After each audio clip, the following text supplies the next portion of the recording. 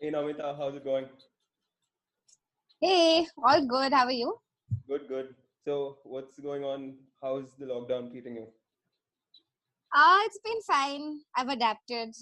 Mm-hmm. Got busy with online training and work at home. My dog keeps me sane. Mm-hmm. And your fitness routines. So I do my morning yoga, Mm-hmm. which I've started after 2 years. So I'm actually happy that I was able to. And in the evening, I have a program which my coach has given me. So I follow that. Right. Great. So, let's get started. Tell us about your story. How do you get started with tennis and your journey? Um, so my entry into tennis was inevitable. My father's a coach and he was a very good player himself.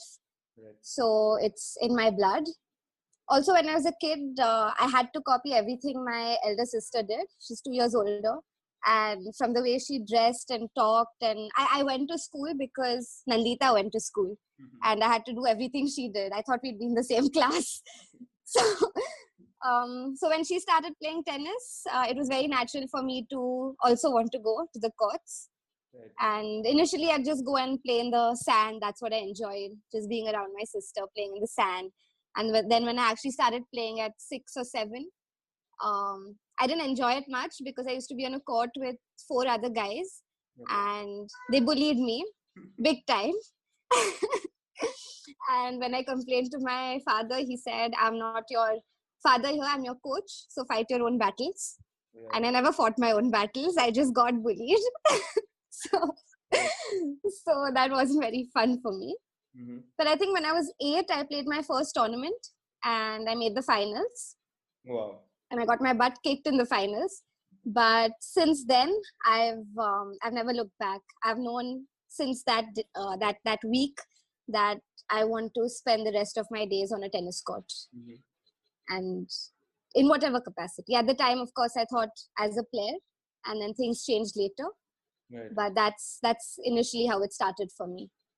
So, how were you during the junior days? Were you playing tennis and studying as well, or did you keep studies on hold? How do you go about? Not at all. My parents were very clear that if I wanted to play, I had to study. I Right. had to do my school.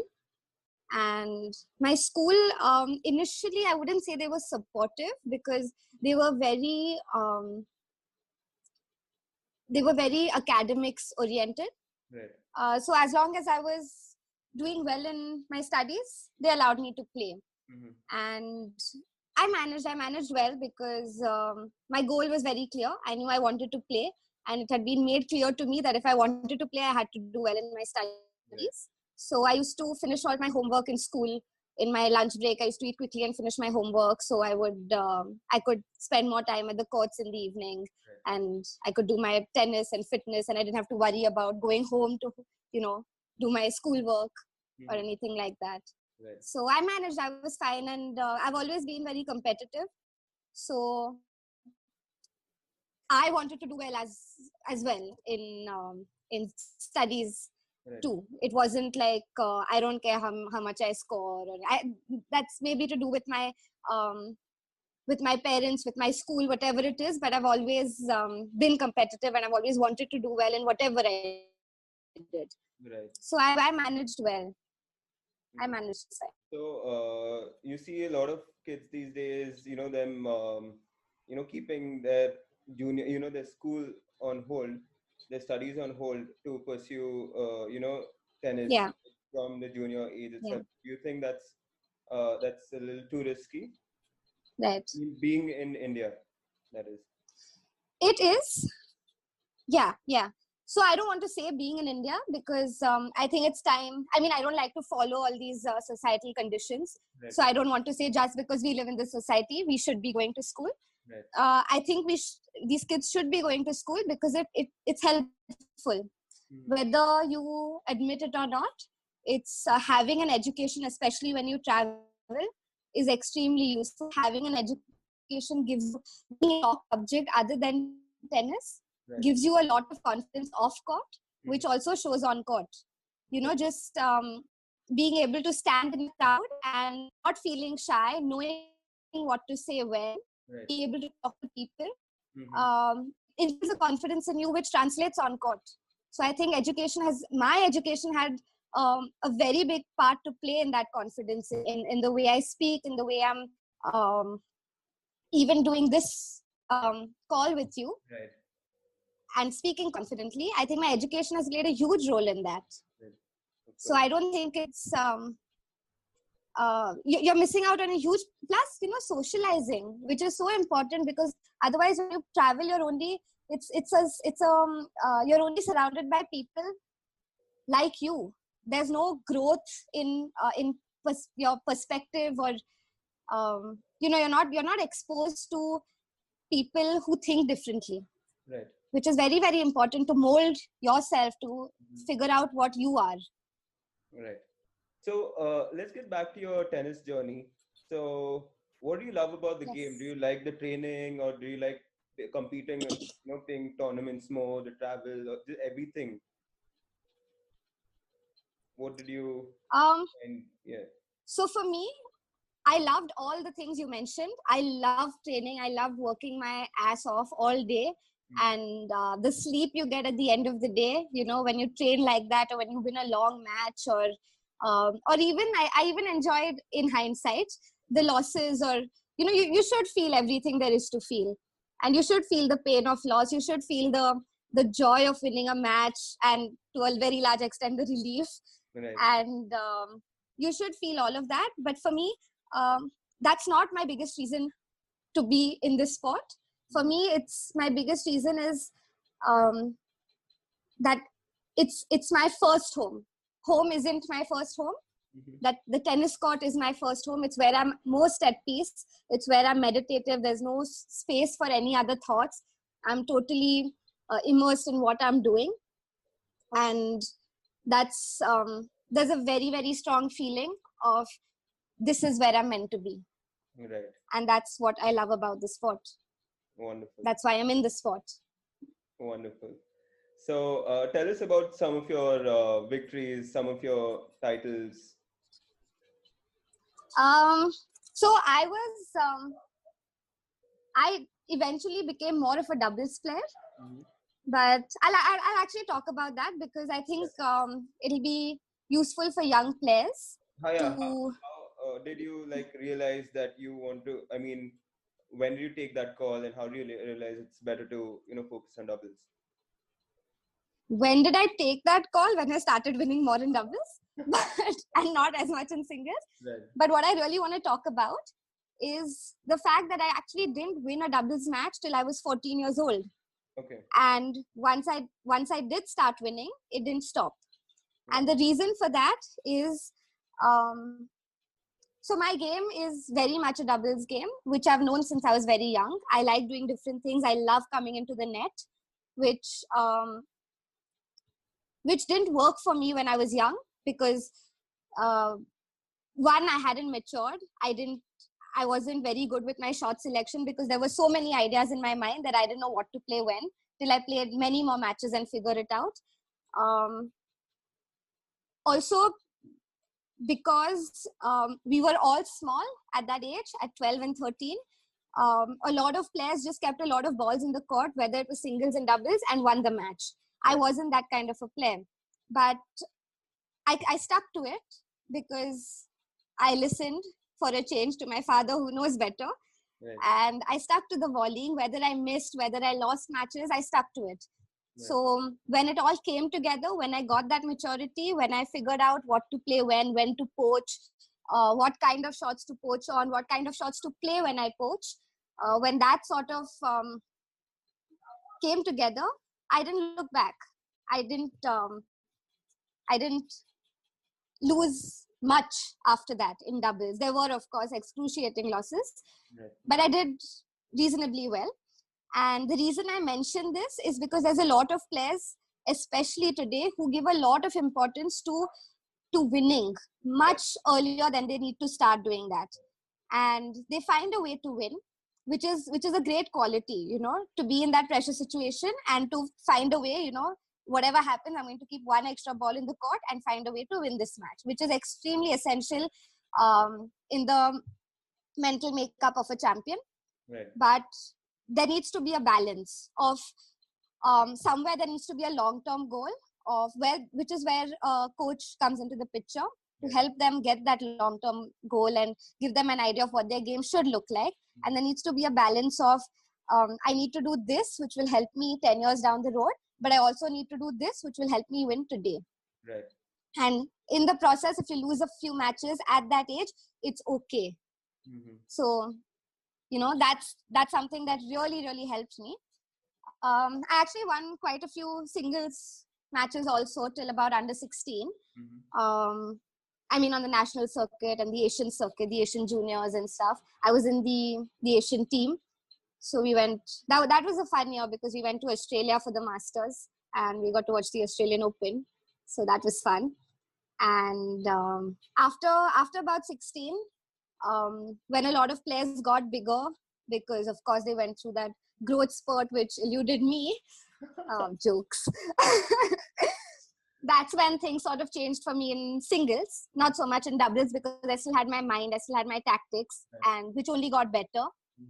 But in singles, that sort of changed things for me because I couldn't out-hit players and they could out-hit me. Right. So regardless of the ideas I had or the, the plan I had, the tactics I had, I couldn't execute it as well in singles as I could in doubles. So that's where I sort of made the switch to doubles after the ITF, in the ITF juniors and a little later. But you still ended I won, pretty well. Yeah, ended up doing pretty well. Like, I remember you reaching I guess, I'm not sure if you won the title or you reached the finals in the Cal Nationals. Oh, I made, that was the finals. Yeah, I made the finals. Right. That was actually one of my last few tournaments, the nationals, right? The grass court, sorry.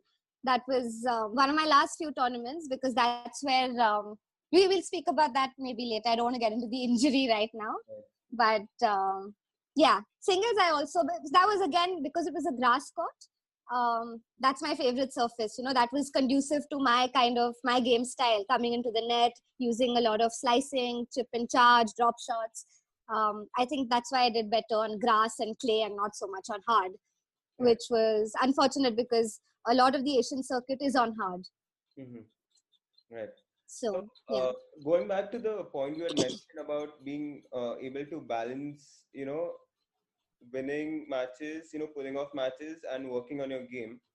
How does, so I'll give you a scenario where, so this is a situation where the player doesn't have any other factors coming into play, like, studies and their parents' financial situation. Right? So suppose there's someone with limited financial, obviously everyone has limited financial resources, but they know that they can only play like 10 tournaments a year compared to someone who can probably afford to play 20 tournaments a year.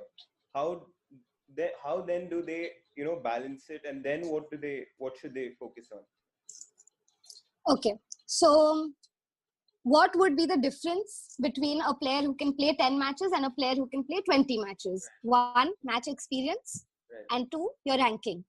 So if you want to improve your ranking, the only way to do that with 10 tournaments is to win more in those 10 tournaments. Your focusing on the result is not going to help you as much as focusing on the performance will. So we'll speak about the other point, experience. Obviously, it's very difficult to actually replicate the pressure you feel in a match in practice. But the best you can do with that situation is play more, get more match practice, fix up with players outside of your academy, fix up with players within your academy, whether it's lower ranked, higher ranked, better, not as good. So you get a feel of playing against different pressures, right? There are different pressures against a better player. You're not going to feel so much pressure initially, but if you do get into a position of winning, are you going to have the self-belief to pull through that one? When you're playing against a lower ranked player, there's a different pressure. People are expecting you to win. You're expecting yourself to win. Are you going to be able to do what you need to do under that pressure. If again somebody equal, it's about who's better on that day, which it is with most matches really. Right. What you can also do is include pressure situations in simple drills that you do. Whether it's the serve, you serve with another player. Right. If you get the serve in, 15 love. If they get their serve in, 15 all. So you include pressure situations like that, because what you're doing is getting used to making decisions under pressure. Right. And that is what basically match experience comes down to. The kind of decisions you make in a match situation, which is a pressure situation. Right. So that can probably, help offset the not being able to travel those extra 10 tournaments, be putting yourself in as much uh, tournament situation or pressure situations as possible. Yeah. Practice. Yeah. And not just putting yourself in that situation, but making the most of it. So when we speak about losing, and we speak about, okay, let's talk about how everyone says sport builds character, right? Let your kids play a sport, it builds character. I feel that it only builds character if you allow it to. You see so many players who play, and a sport like tennis where losing is so much more common than winning, there is still this whole stigma around losses. And when there is that stigma attached to it, you lose the lesson. Right. Instead of looking at a loss as failure, if you can look at it as something to learn from, and it's so important to lose, especially when you're young. Otherwise, how do you know where to improve? How do you know where to start working? So it's so important to get a feel of those losses and to train your mind from a young age to not think of a loss as failure, to think of it as work, or as an area of improvement, as ways to get better in the next match. And so even when you come to those practice situations, learn from them. Don't just put yourself in the situation, because unless you learn, you're going to keep facing that same situation again and again, and you're not going to know how to get out of it, which is why you see a lot of players opting out of sport at the age of 16, 17, when other distractions come into play. There's schoolwork, there's parents, there's expectations, and because they haven't really learned from their losses, they haven't really learned how to deal with them. So I think it's not just about putting yourself in that situation, but also learning from it. So and picking yeah. Yeah, you go on. You're saying something completely. No, also I think picking the right tournaments. If you can play just 10 tournaments, pick the right ones, which a coach can help you do with their experience. Right. Tell us about, like, when you were during your juniors, did you hang around a lot with other players, or were you, or did you always keep to yourself, and how that plays a factor in influencing you and your game? Tournaments. So I had my 3 or 4 friends that I was constantly around, and there was a lot of giggling and laughing and chatting that happened. Right. But I would advise my players differently, because now I realize the kind of energy it takes to, even one, and you never realize how draining it is till you're actually silent. So I think I've changed a lot over the years when it comes to that. And I wouldn't advise, normally when I travel with my players, I make sure there is, at least before their matches, or till they're done with their recovery, they're with me, and it's still good energy, but it's not draining. Right. And so I would, that's what, You also see, like, a lot of these players in the juniors, them talking about, another player's game, who they beat, and, how good a specific shot of theirs is, like the forehand's like extremely strong or something like that. And that can also have, an impact on the player, right? So I think even without players talking about it, the first day you go for a tournament, you're watching other players practice, and you're thinking to yourself, oh my God, look at her forehand. Oh wow, this girl's serving so well. And you're not realizing that you're just as good in practice, and also that it's completely pointless to be thinking about these things because they're not going to help you play better. Right. So we'll talk about, I think, focus and concentration in another, like this comes under distraction, right? Yeah. So I'd like to make that a separate topic in itself because that'll be really, really useful for a lot of young players. Great. But yeah, so even without hearing it, I think with everybody goes through that phase. So whether you're seeing it or whether you're hearing it, you can't control people. You can't stop them from talking. You can't stop them from playing. You can't shut your eyes and walk into a venue. So you have to find ways to deal with it. Mm-hmm. Right. All right. Yeah. So I guess it's time to get to the question that you've been dreading all along. Which one is that? The injury. The injury. Yeah. So that was after about 4 or 5 years of dealing with it, I think I finally came to the turning point in my life. Mm-hmm. So it was a spine injury. I had scoliosis since I was born, which got much worse with tennis. Okay. There were a lot of imbalances, maybe because of faulty training in my younger days where, I didn't know better. My trainers didn't know better. Right. And by the time we figured out and I started training with an ex-gymnast, Ajinkya Keskar, right, who helped me as much physically as he did mentally through that phase.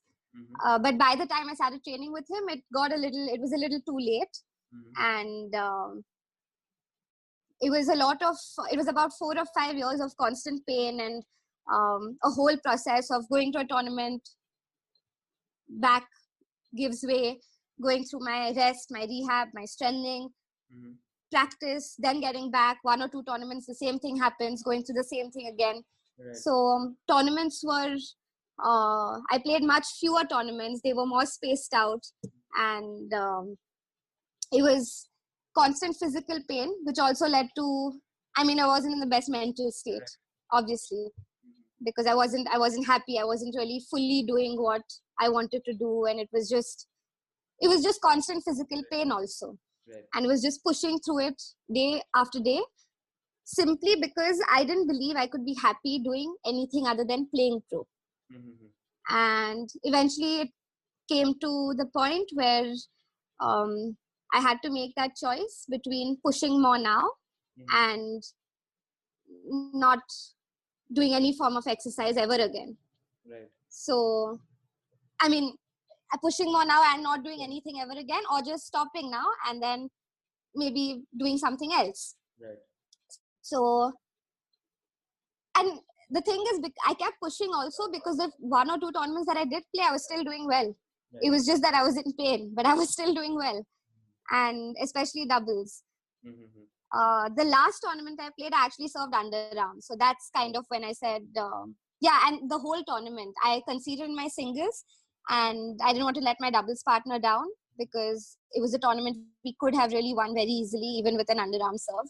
And I think it was 2 lakh in Chandigarh or something. Mm-hmm. And so I played the whole tournament with an underarm serve, and we didn't win as maybe easily as we could have, but we did win. And that's the note I wanted to end on also. So that's sort of where I made the switch.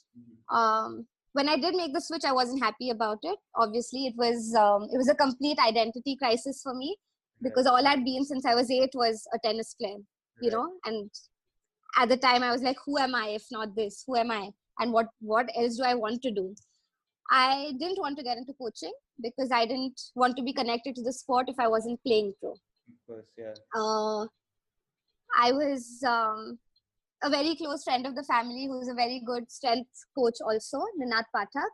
Mm-hmm. He got me out of the house. He said, stop moping and come work at the fitness center, work with the little kids or work with the other players. So that's what I started first before I started coaching. Mm-hmm. And eventually I realized that I did have that choice of not moping. Right. So I started going to the courts again because they just called out to me, and I started hitting with the younger players. I didn't start coaching. I just started hitting. Mm-hmm. And because there were a few players who wanted, who called and asked if I could hit now and stuff. So I started doing that, and the coaching part actually came very naturally. Even as I was hitting, I've always been a good observer. Mm-hmm.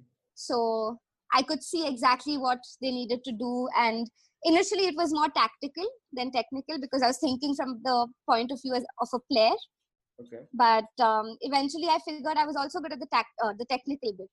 So that's when I fully got into coaching.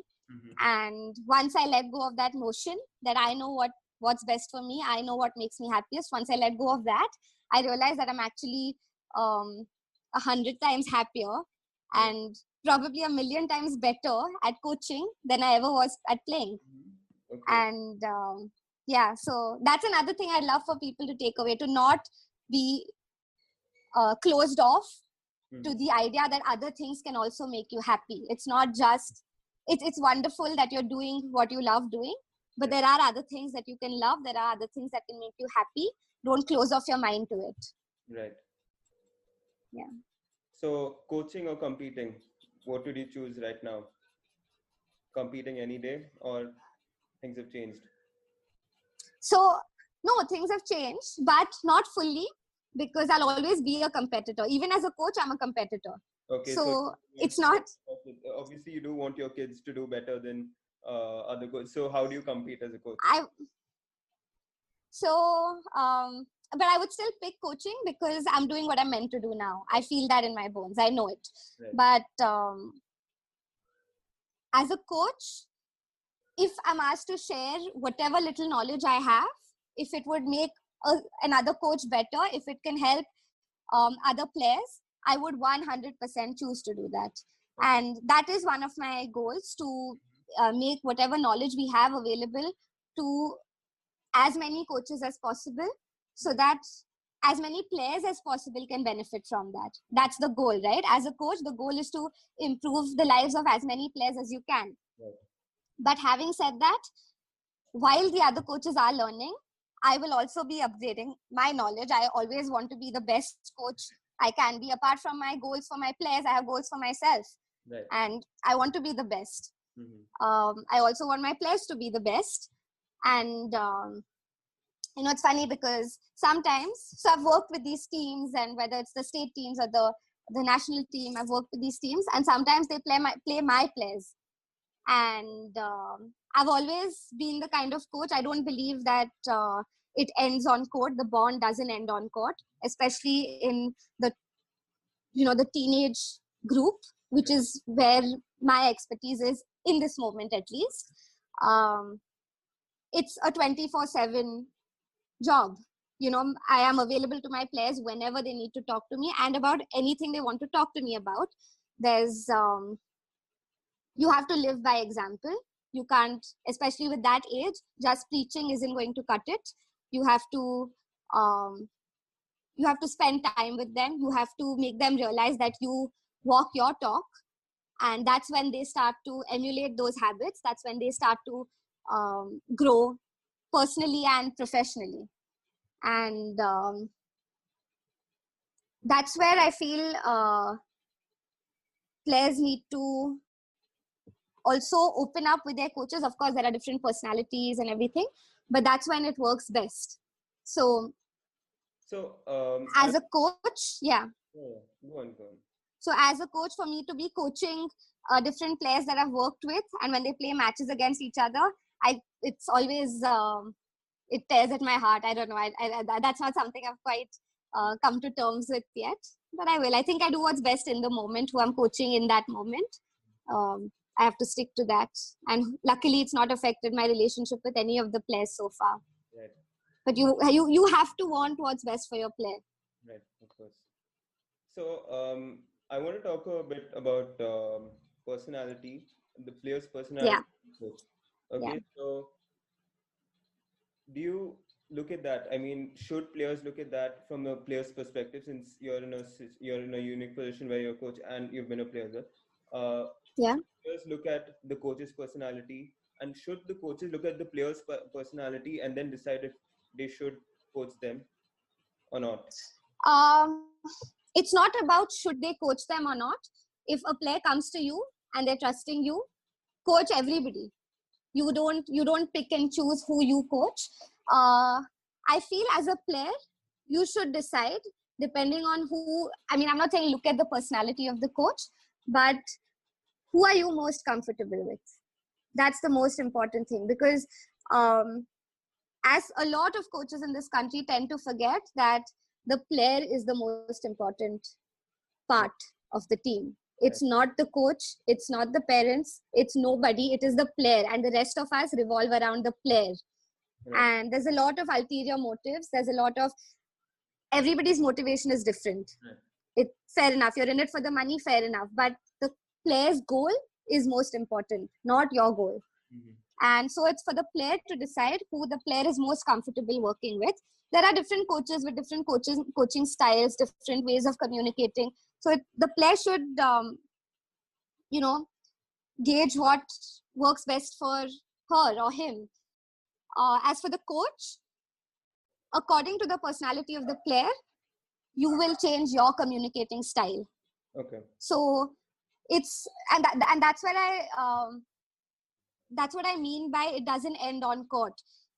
I like to know, and I'm happy that my players are open with me about what goes on at home, what goes on in their personal lives, because that is such an important part of how you plan your next day, how you plan your training, the way you speak to them. There might be a player who comes from a home where they're constantly being instructed. The last thing the player wants is to come on court and have you hurling 100 instructions at them. There might be a player who doesn't get enough attention at home. They may come on court and create a ruckus just to get that kind of attention, just to get that appreciation. Maybe they're not being appreciated enough at home. And then they want to do things, they want your attention, they want you to say good stuff about them, they want that encouragement. So that really is the job of a coach, to be able to figure out what the player needs and what the player wants and communicate accordingly. The player decides for himself or herself. The coach adapts to what the player needs. That's what I feel. Okay. So, emotional bond. So I'll give you another situation where put your heart and soul into the player, and one loss, two losses down the line, he just decides to, shift or change people. One thing, the next player you get. So I'm assuming this happens to a lot of experienced coaches where, they put in so much effort, and then they realize that they're just going to leave or they're just going to stop tennis anyway. Does the passion or the emotional bond that they have with new players who join the academy still remain? Do they still have that same amount of, care? Right. Or does it always go down, and then do coaches end up, becoming much more financial minded or whatever? So I'm not going to speak from other coaches' perspectives because I don't know what their lives are like. Right. But in my opinion, if I am coaching somebody or whatever I'm doing, I am going to put heart and soul into it. I can't be half-hearted about anything. Right. What the player does is not in my control.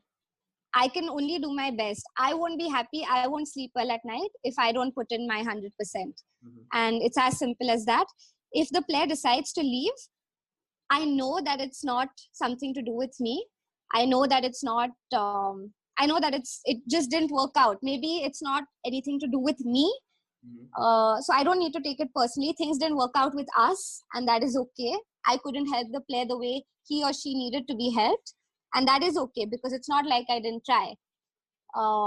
But it does hurt. When right? it comes to the next player, yeah, of course. So that's what I'm getting to. It is going to hurt. It's going to hurt like hell because you've put in so much. Of course, it's going to hurt. At the same time, you can't not do your best to avoid hurt. Like I said, it's so important to feel everything there is to feel. What kind of a life are you living if you're only, how do you appreciate joy without feeling pain? Right? And it's all these tags that we attach to emotions. This is good and this is bad. Right. It's not. They're just emotions. You feel hurt, you feel it, you breathe through it, and you know that that will end. You know that you will stop feeling bad. It doesn't mean, and it also doesn't mean that you will never feel bad again. You are going to accept it. Right. You are going to die. You are going to get, I mean, I believe in rebirth. So you are going to be born again. Mhm. You are going to be hurt. You are going to be happy. So why live avoiding these feelings or being worried that you might feel hurt? What helps you sleep tonight? What can you do in this moment to be yourself, to be your authentic self? I'm going to give my 100% in coaching. I am going to create an emotional bond with that player, because that is my way of coaching. And it's as simple as that. If anything else that comes, I will deal with it, because I made a conscious choice of putting my heart and soul into this. And nothing else is in my control. Only this is. All right. Tell us about parents' involvement. To what extent should they be involved? Or do you want them to be involved? Should they not be involved at all? 100%. Parents should 100% be involved Should you be accountable for as parents. their results? For your players' results, should you be accountable? Do you feel you should be? 100% I should be accountable.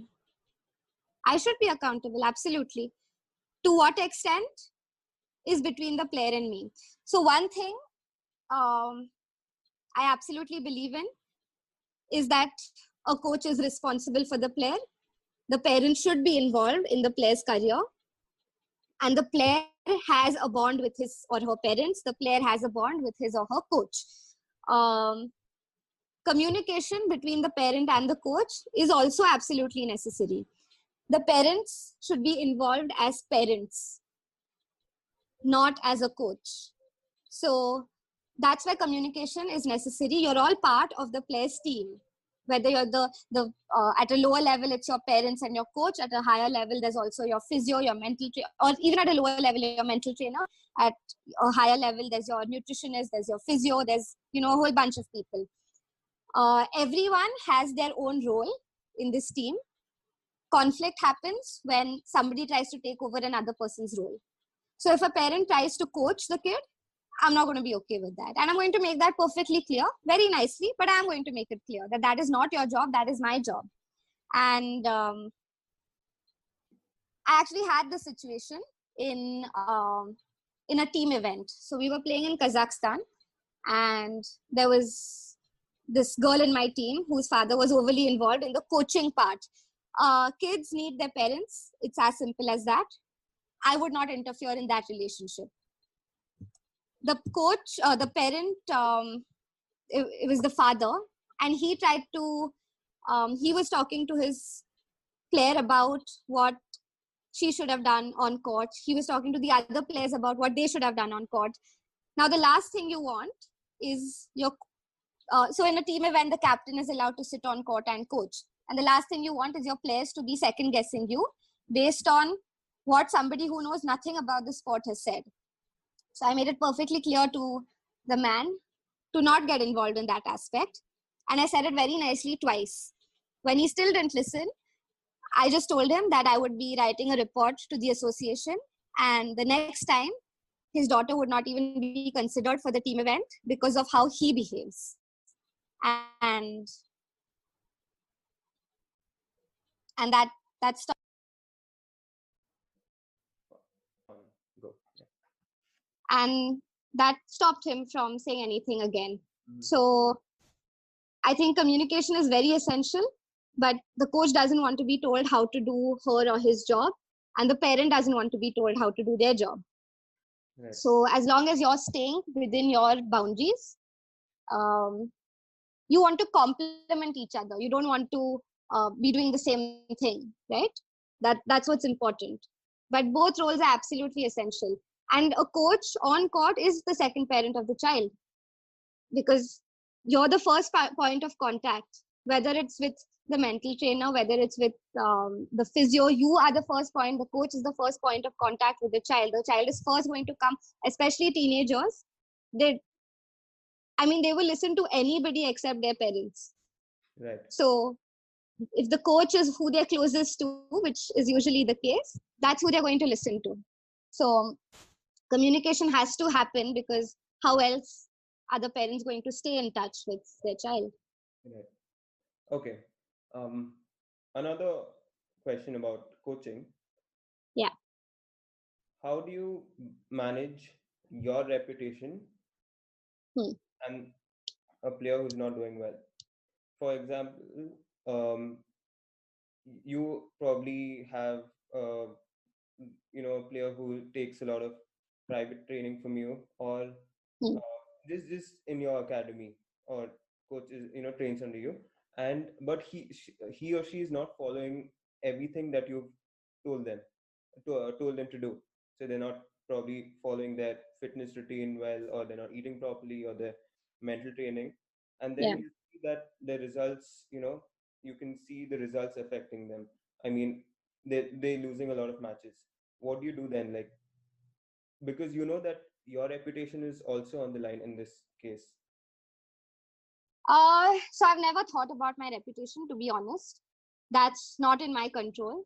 I do not care, and I do not care to control the thoughts of the millions of people who may be watching me. What I do care about is um what my player thinks of me and what I think of my player. Uh, we're a team together, right? So the only thing that matters in the situation is how the player can improve. It's very important to, so I won't say that he or she is not following everything I'm doing. Even if they're following everything and it's not working out, they're not winning, we need to make changes. If there is something that I'm asking them to do and they're not doing, for sure I will talk to them about following that. If they're not, if what they're following everything and it's still not working, we need to sit together and make a different plan. There's no point of worrying about what people will think, or worrying about losing. You've just learned another way that doesn't work. That's it.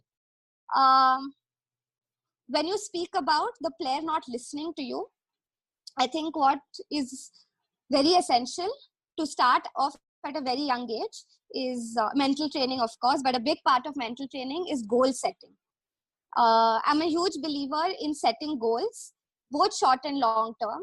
I feel very often long term goals uh, tend to pressurize a player more.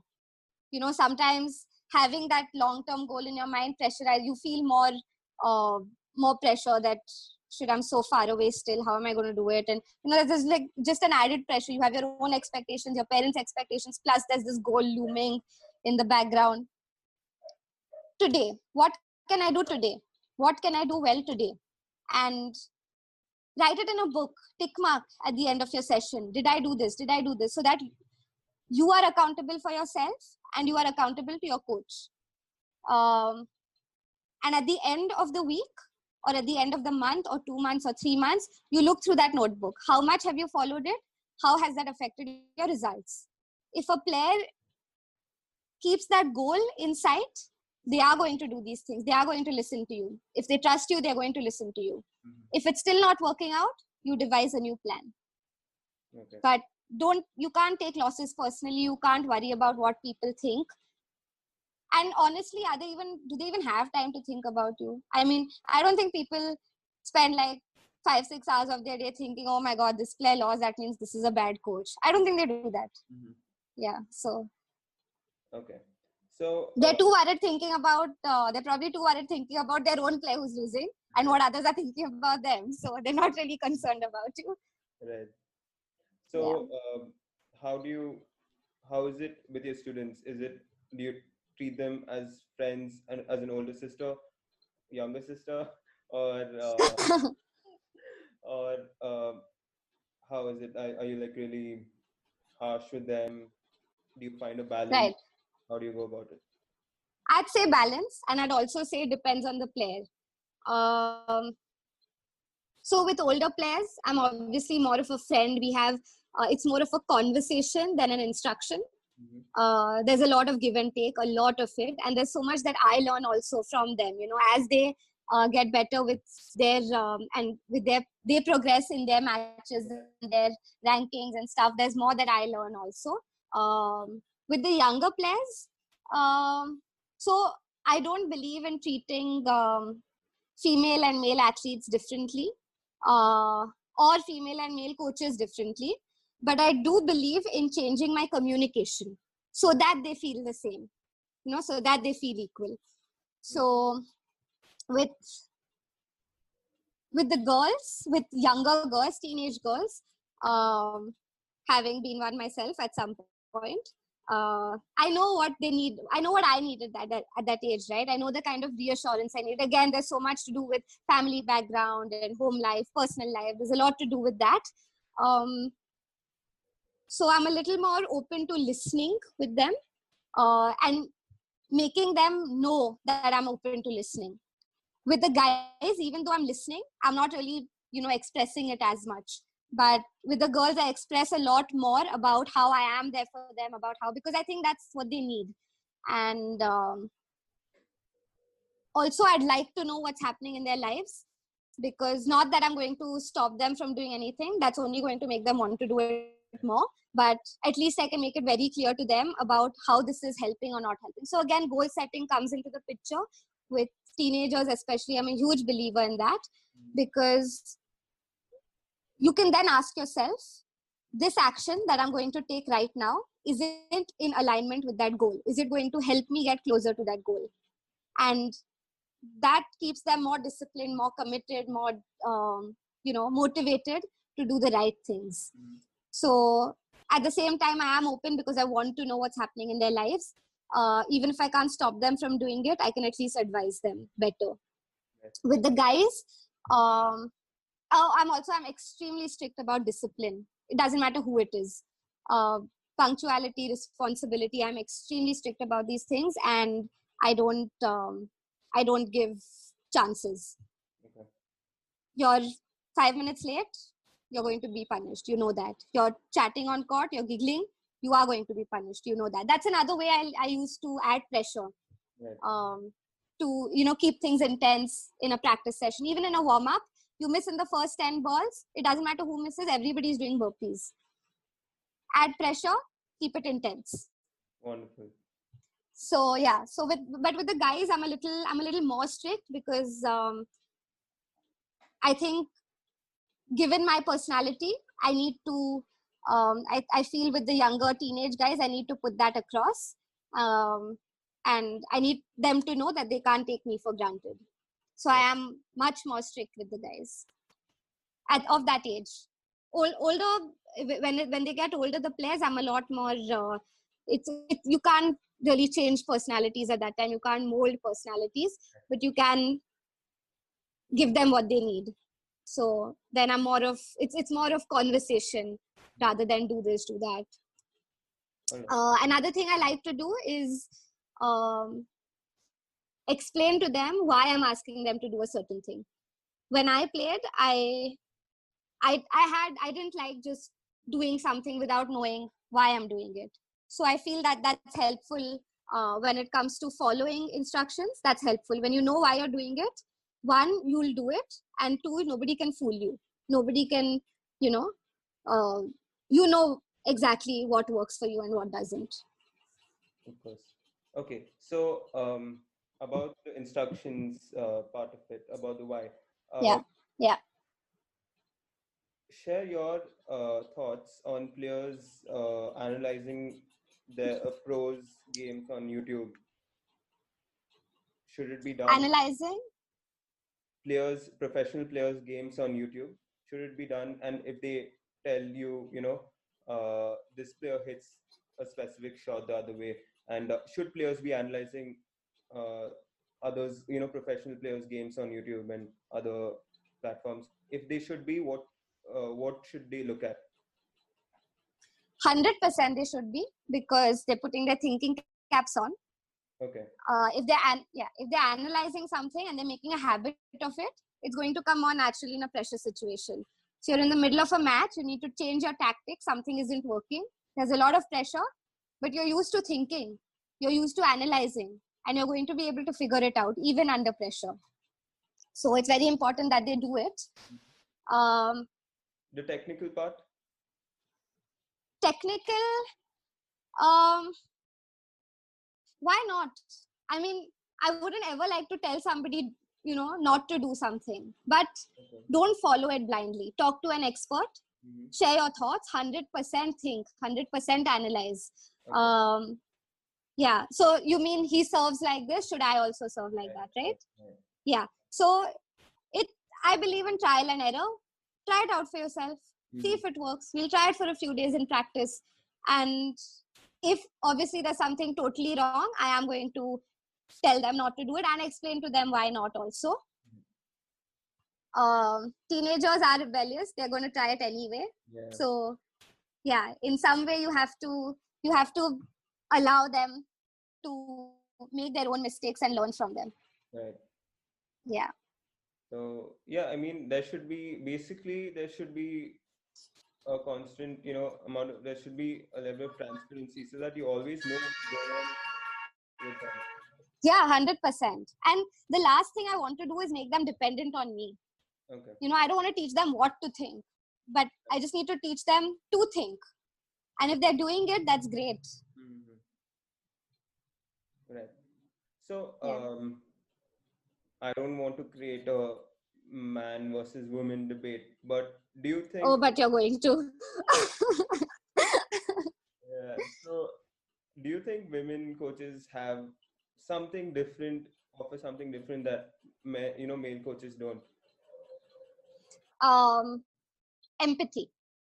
So I don't want to generalize. I'm not saying all women coaches bring the empathy and all men coaches don't bring the empathy, Mhm. but um, to a large extent, Right. yeah, we are more um, we are more empathizing, which is a very, very important aspect of coaching, Mm-hmm. to understand and not just know, but actually understand. And that's something that we do bring. Mm-hmm. We, yeah, I think that would be the only difference. There's nothing else really that a female coach can bring that a male coach can't. Okay. When it comes to male coach, female coach, I think a male coach brings strength and power that we don't. But is that really essential for a coach? Right. That's the question. Mm-hmm. Right. How important is it for coaching? Right. Yeah. Um, do since I mean, there are not many women coaches. And again, I'm not, I was only like generalizing a little Right. bit. Not all male coaches. I'm sure I'm Yeah. stronger than some of them. Yeah, Right. just saying. I'll get into this part in a bit. So, so I lost track of the question. Sorry. Well, okay, I'll have to edit this part out. What did they ask me? Oh no, it was such a good question. Oh damn. Okay, Ooh. I spoke about male empathy and then strength and power. God. Okay, so Huh. um, what is the perception of women coaches? Like, since there are not many in the sport in India, Hmm. do they perceive you in a different way? Do parents perceive you in a different way? And is that an issue? Is that, or is it, how is it going right now? So absolutely they perceive you differently. Uh, I've traveled to a men's tournament with one of my players, and I've had parents of players ask me, "Are you his sister? Are you his friend?" And Right. I'm like, "No, I'm his coach." Mm-hmm. And I've seen the shock on their faces. Maybe they're just not used to it, Right. but it's definitely a different perception. With the juniors, of course, I've traveled quite a bit, so now people know me more. But even initially, um, well, I have that disadvantage or advantage of not looking my age. So there's a lot of under 16 tournaments that I've gone to where people have asked me what happened to my match. Right. But but yeah, so it's you definitely, I have not been taken seriously till they have seen my work. Mm-hmm. And once you're on court or watching your play, coaching your play, then you let your work do the talking. Nobody has doubted me after that. But initially, just visually, there have been a lot of doubts whether I even am a coach, and secondly about how good a coach I could be. Right. Because we're perceived, because there's this whole thing of, okay, a female coach is only useful for traveling with a female player. That's by and large the perception, which is something I've made use of, by the way. But that is by and large the perception. So there's a lot that, I mean, if there was a male coach with the kind of credentials that I have, he would be he would be far better known than I am, and he'd be far more respected than I am. With the exact same credentials, whether as a player or as a coach, a male coach in my position would be far more respected, far more known, and far more sought after. So there is definitely a difference. But having said that, I don't like to see it as a problem or an issue. It's an opportunity for me to grow. Okay, so I need to prove myself and to be seen as better than coaches who aren't even as good as me, maybe. I need to do a lot more than they do. I need to be knowledgeable about not just tennis, but fitness, nutrition, psychology. I need to bring a lot more to the table than they do. And I'm happy about that. I'm happy that I'm being driven to do that. I'm happy that because of that, I am a better coach. Right. So I don't see it as an issue. Although I would love for the perception to change, that is one of my personal goals, to change that perception, to be part of that movement that changes perception of female coaches. Wonderful. So, you've been into, let's change topics a bit. Let's change it to fitness. So you've been into Yay! last 4-5 years, 5-6 Yeah. years. So tell us about that. Like, when did you really, get into, when do you really put a good amount of focus into fitness and that journey? I put a good amount of focus into fitness right from the age of 8. Okay. I was never one of those players. You've met a lot of players who love the tennis part, but not so much the fitness. Were you one of them? No. Okay. So I wasn't either. I love both. I was equally passionate about both. I was equally excited about both, except endurance days. Those were the bane of my existence. But other than that, I've always loved fitness. Like I said, I got into training kids before I got into coaching them.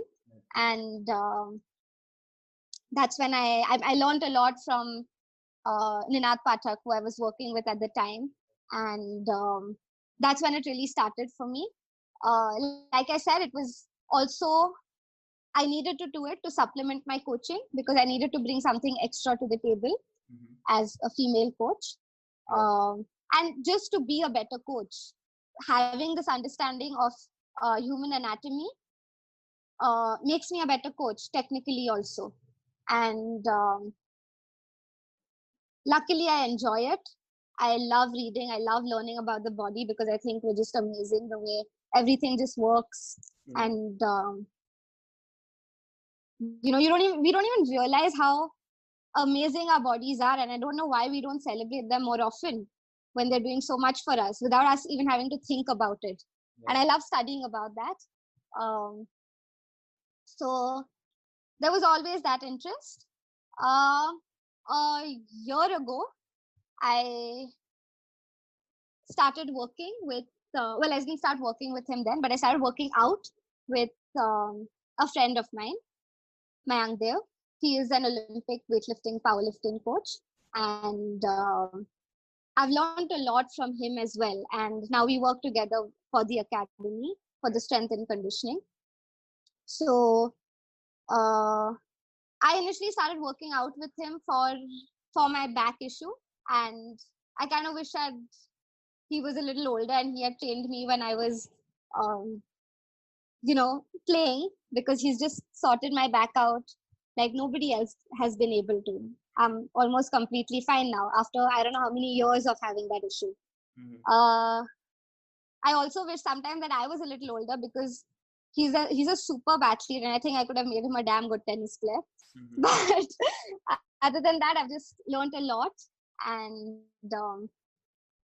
I've got even more into strength and conditioning because of him, both as a coach and as an athlete, because sort of I've sort of I'm going to start competing in powerlifting. Wow. So yeah, so that's been a change for me. And when we speak about the competing, we spoke about competing versus coaching. Taking part in that powerlifting competition actually gave me this rush that I'd been craving since I stopped playing. Just getting out there, feeling that adrenaline and feeling that pressure, and performing better because of it. Right. So that's something I really miss, and I'm really excited to have got into lifting now. Right. So, fitness.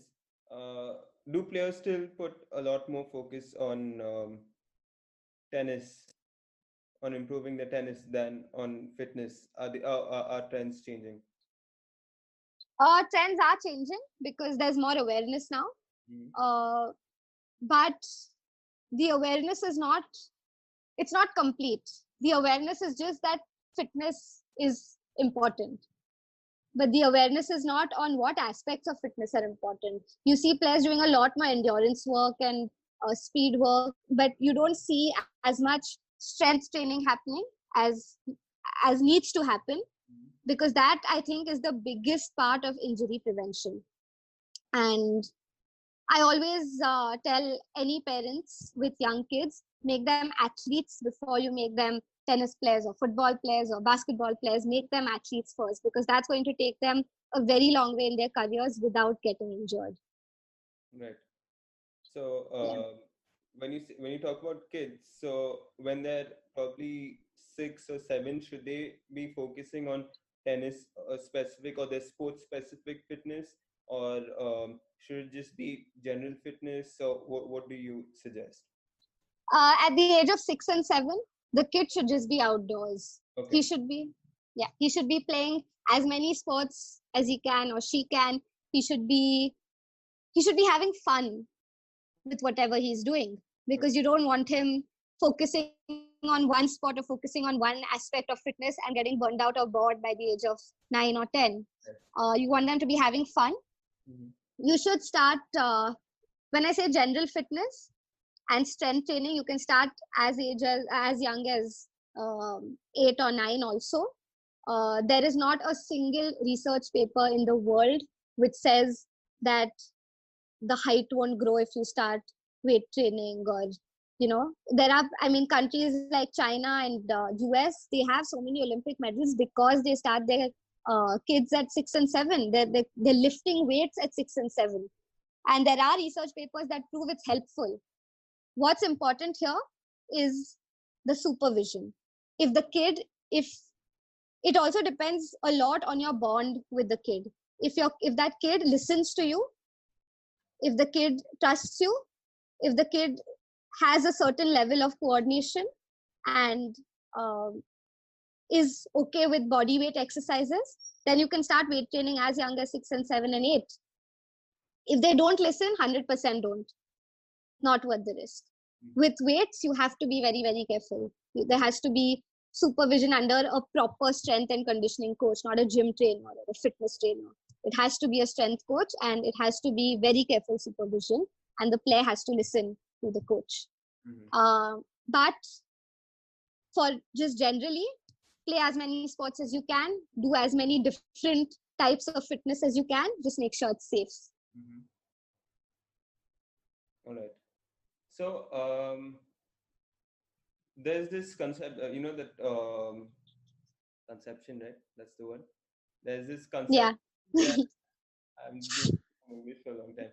Okay, that Europeans and Americans are much stronger, much fitter than Indians. Yeah. So, is that purely due to genetics, or is it because of the thing you said about the strength training and at an early age? Well, one, we've been ruled by the British for 200 years. We've been starved, and we haven't grown like we should have. Mm-hmm. Which, it's been passed down generations, and it's definitely in our genetic makeup to not be as strong as them. But that can be, we need to work a lot harder to attain the kind of, so not that we can't attain the strength they have, just now that we need to work a little harder for it. Also, the kind of lifestyle plays a very big role. Europeans, you see them out on their cycles, you see them, the entire family gets together on weekends, goes cycling, goes out, goes for a jog. How many Indians do you see doing that? Right. you know Right. it's a very different lifestyle. We're a lot more sedentary than they are, I feel, which plays at a young age, so that makes a difference. Right. So that's Yeah, also one of the reasons why Indian tennis players, they peak at an older age. that's one. But other than that, I feel it's a lot to do with, like, when we mention lifestyle, it's not Right. just physical, it's also mental. uh, we're a lot more dependent on each other than Europeans. And I've seen kids in Europe who fall and their parents are not bothered. The kid cries, gets up, he's okay, Mm-hmm. he's fine. Do you see that happening in India? Kid cries, mom goes running. Right. Oh my god, what happened to you? This, that, so that there are pros and cons. Of course, we feel more loved, but we also need more. Right. We feel like this dependence. We feel, and there's more attachment. There's more. Um, you're not always deciding for yourself, Mm-hmm. which on a tennis court, you're all alone. You don't have somebody next to you except in doubles. But otherwise, you can't talk to anybody. You have to make your own decisions. You can't depend on anyone. You win, you lose. It's all your responsibility. So to get out of that mindset of being dependent takes a while. You have to unlearn a whole habit. Right. So that takes time. And you see a lot of players even on the men's circuit, women's circuit, moms are still traveling with them. Right. If that's not dependence, what is it? Right. And it's also where the parents also feel like they need to have a certain control, till their kids are married. Mm-hmm. Right. What the hell? So, not to be judgmental, but what the hell? So I Mm-hmm. think that shows on court. It's both the genetic and, the physical and the mental. Right. This is my opinion, of course. Thank you. Okay, so moving on, this is going to be a set of random questions. There's not going to Hmm. be structure to it. Um, Okay. how do we increase, in your opinion, how do we increase the participation of women in sport? Like, why is Yeah. So if you actually look at uh, in the last decade, Mhm. participation has increased to a large extent. We've got role models is like one of the biggest motivators. And we've got like across various sports. There's Hima Das, PV Sindhu, Saina Nehwal, Sania Mirza, Mithila Raj. There's so many women sports, athletes doing well on a world level, which is increasing participation. But at the same time, it needs to be a mindset change in society. Right. It needs to be a mindset change. They need to feel more encouraged. We need I also feel we need more funding at a grassroots level. Not From a grassroots level, we need more tournaments, more in or across all sports, which encourage girls also. You heard of so many football matches for boys. How Right. much do you hear of football matches for girls? Right. Even at school, even at a school level, there's distinction. The girls will play hockey, the boys will play football. So, if we as a society stop doing that, there will be more encouragement. Mm-hmm. Allow the girls to play what they want to, have teams, have tournaments. At a slightly later stage, probably a little more funding. Uh, there's still this there's a reservation because you feel you're not going to make enough money. You feel you're not going to have job security if you play and then that doesn't work out. So maybe we need a little more security for these athletes, especially the ones doing well. Mm-hmm. All right. I think that'll encourage, and we need people who will just, again, like I said, with the female coaching thing, we can't wait for that freedom. You have to set yourself free. You have to take steps. You Right. can't, if you're good, believe in yourself. Do it for yourself. Don't wait for somebody to do it for you. Don't look at it as an issue. Look at it as an opportunity to grow. Right. Mm-hmm. Okay. Um, Next question. Yes. Do you have any hacks to get for athletes to get sponsored? Are there, Uh, or should you always be, at the top, like the first two, three spots in the rankings? Why I ask I you think, because yeah, tennis is a rich sport, a rich man's sport. yeah, yeah, yeah, The ones who are in the top one, two, if you see Indian rankings, I'm not talking about the state, yeah. they're always the ones who already have a lot of money. Hmm. I I mean, I don't think I can find a single player who, compared to the others, who doesn't have the funding and are at the top. Yeah. No, funding is absolutely necessary because you have to play those tournaments if you want to build your ranking. Um, the only way, so of course, if you know people, it's a little easier. It doesn't have to be a mainstream sponsor. It can just be people who have the money, who are willing to help you out. There's a lot of goodwill or, things like that. But the only way to get that sponsor is by asking. There's no hack for it. Mhm. Get in touch with people who might know people, but ask everywhere you can and for as much as you can without feeling any shame, because this is something that is going to take you ahead and that's something you need to do. So you just ask as many people as you can, try to get you in touch with people who can help you. Right. It's there's that joke, no, the 4 P's of marketing: please, please, please, please. So Right. you have to ask. Mhm. Right. Okay. Yeah. Follow-up question to this.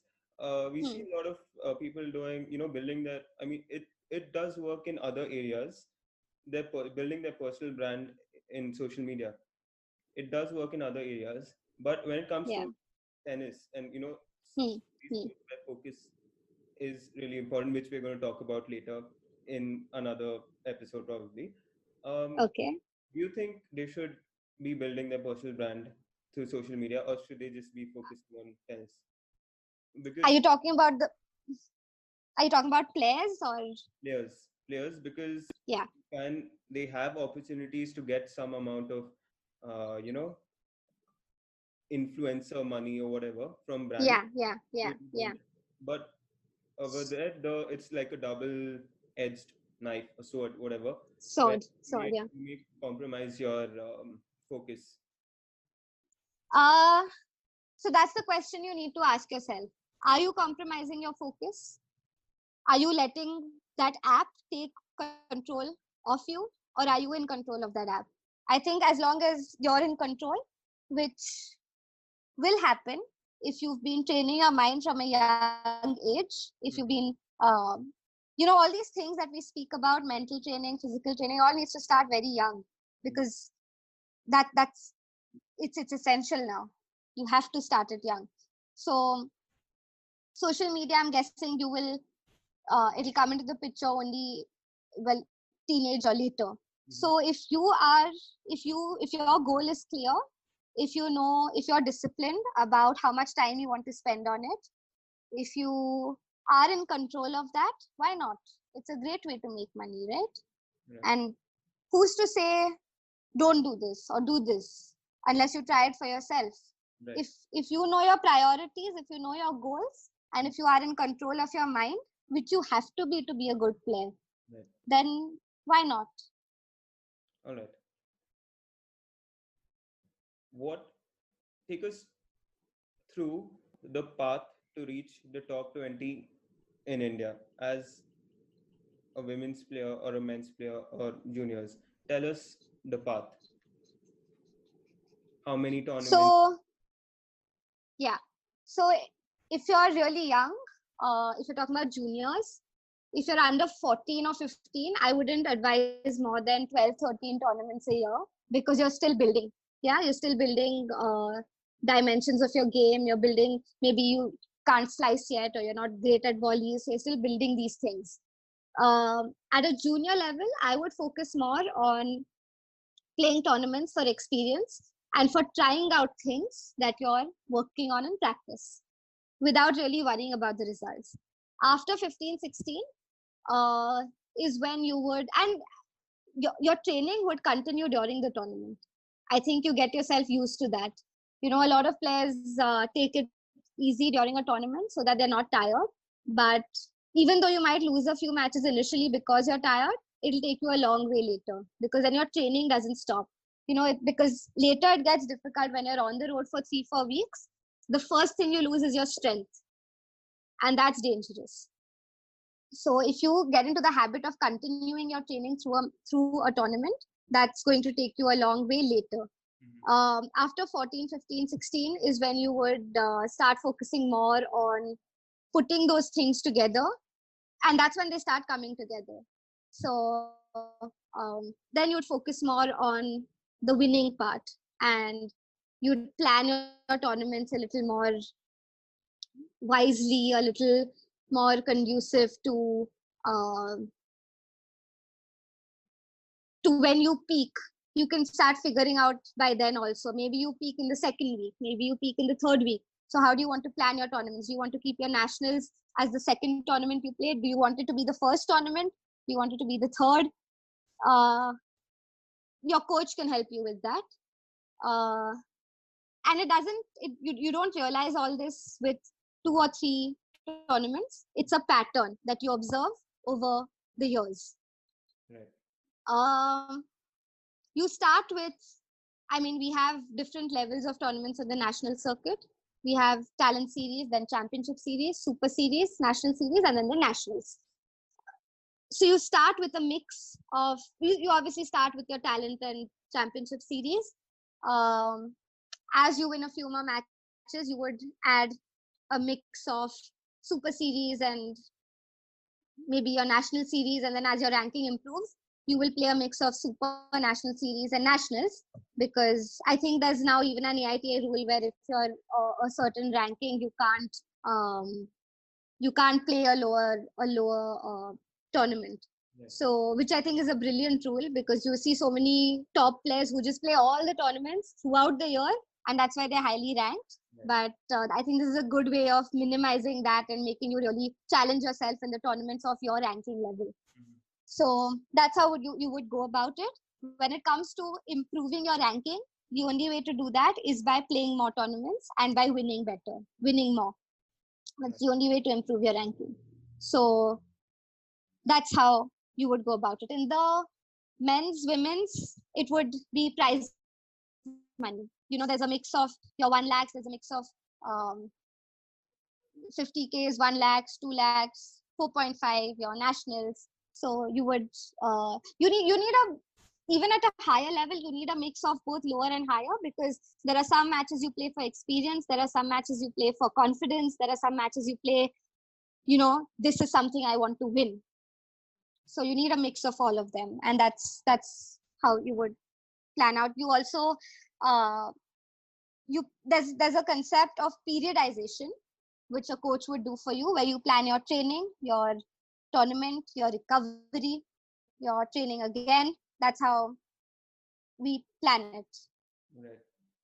So it Yeah. must be a bit, tough for you guys, considering people have to constantly, take offs during exam seasons and their internals, their tests and stuff like that, right? So do you put Yeah. consideration as well?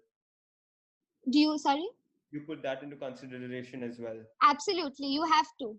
You work around your player's schedule, whether it's school, whether it's exams, whether it's what tournaments he or she wants to play. You plan around that. Mm. Right. Yeah. Okay. given a choice in the teenage years, Hmm. you can only choose two things. Um, Hmm. Along with tennis, you can Hmm. either extra private sessions, fitness training, or mental training. What are the I can choose two. you can choose two. So Mental and fitness. okay, 100%. 100%. and if it was just one,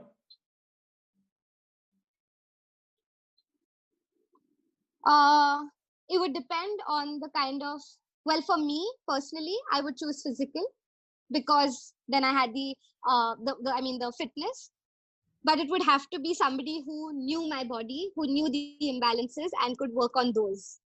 right, Uh, yeah, but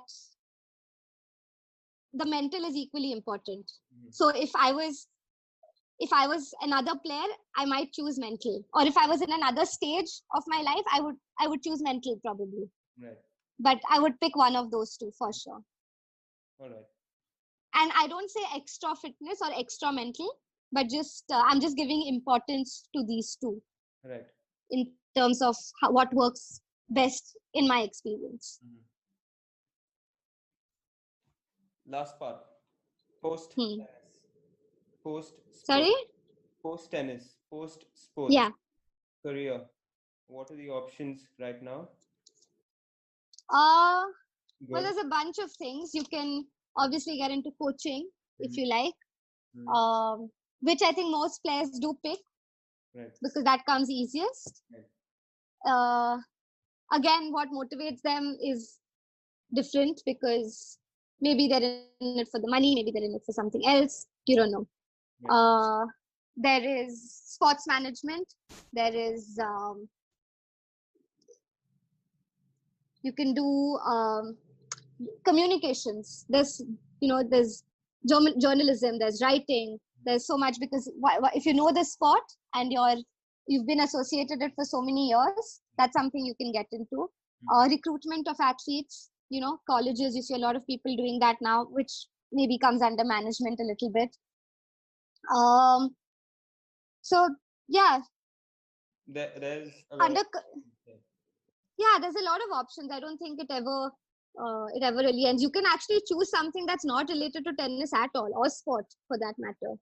right, There's which is where maybe your education comes into the picture, or just something.